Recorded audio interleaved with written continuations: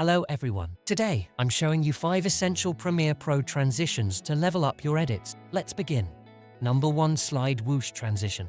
I've already added 2 clips to my timeline. First, create an adjustment layer and drag it above your 2 clips on the timeline. Next, go over to Effects and search for Offset. Add it to your adjustment layer. Then, search for Gaussian Blur and add it to your adjustment layer as well. Move your timeline slider so that it's perfectly centered between your 2 clips. Then move back 5 frames. Now, go over to Effect Controls, click the stopwatch icon for both Shift Center to and Blurriness, and modify the blur dimensions to horizontal. Move ahead 10 frames, modify Shift Center to -960, and create another keyframe for blurriness by clicking here. Now, move your timeline slider back to the center and modify the blurriness to 300.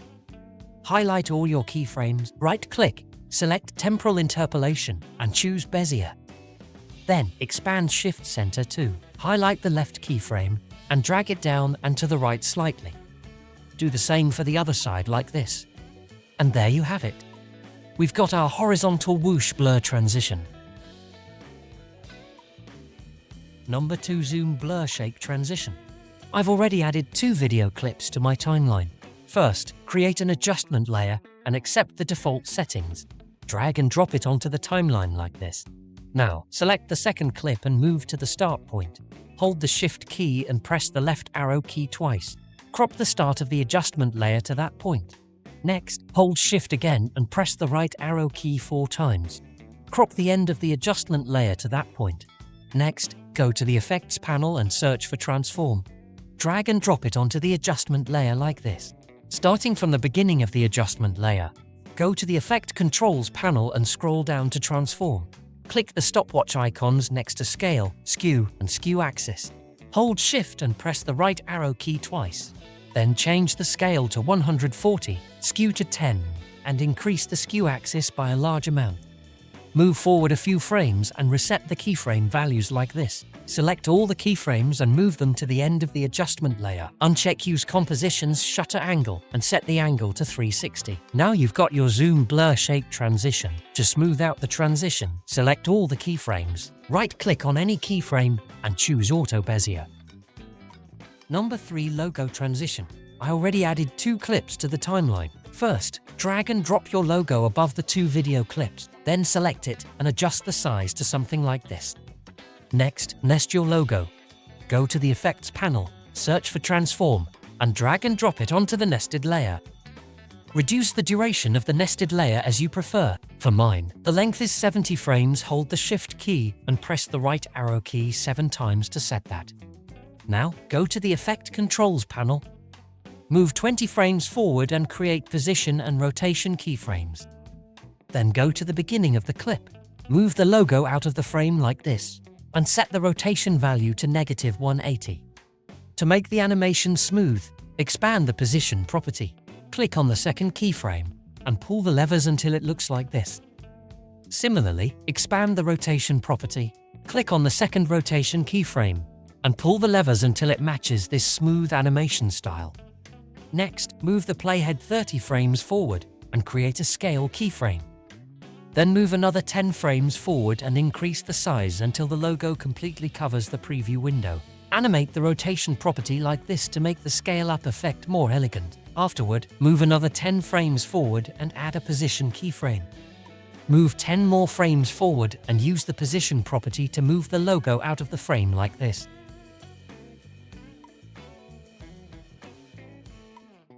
Set the shutter angle value to 180 for a more dynamic motion blur effect. Finally, move the playhead to the point where the logo covers the entire window. Select the nested layer and press M to mark the spot. Place the nested layer like this, aligning it with the cut between the clips. Now, you have a perfect logo transition seamlessly blending between the 2 clips. Number 4. Flash transition. I've already added 2 clips to my timeline. Now, create an adjustment layer. Then drag and drop it above the second video layer. Next, trim the adjustment layer down to a desired length, 10 frames in this case. Place the time indicator at the cut between the videos. Then move 5 frames to the left by holding Shift and pressing the left arrow key once. After that, move 10 frames to the right by holding Shift and pressing the right arrow key twice. Now, go over to the Effects panel, search for Levels, and add it to the adjustment layer.